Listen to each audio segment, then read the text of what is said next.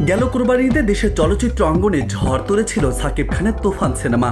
তুফান সিনেমার উড়াধুরা ও দুষ্ট কোকিল গান ছুঁয়েছে 200 মিলিয়নের রেকর্ড।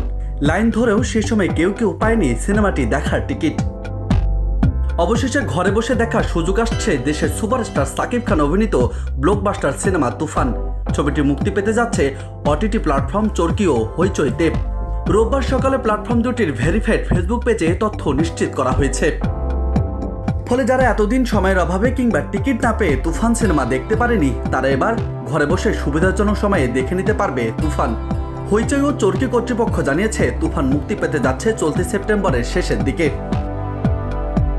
শুধু দেশেই নয়, দেশের বাইরেও দারুণ সাড়া ফেলেছিল তুফান।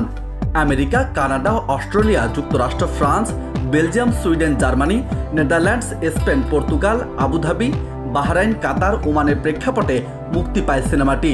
সব দেশেই সিনেমাটি প্রেক্ষাগৃহে টেনেছে প্রবাসী বাংলাদেশিদের। তবে এর মধ্যে অস্ট্রেলিয়া, যুক্তরাষ্ট্র ও যুক্তরাজ্যে উল্লেখযোগ্য সাড়া পায় তুফান। শেষ 23 আগস্ট সিনেমাটি মুক্তি পায় মালয়েশিয়াতে। সেখানেও সাকিব খানের দাপটে তুফানকে সফল করে তুলেছে দর্শক।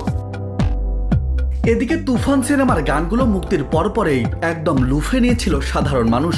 লাগে উড়াধুরা, দুষ্ট কোকিল, ফেসে যায় সহ সিনেমার মোট 5টি গান ছিল।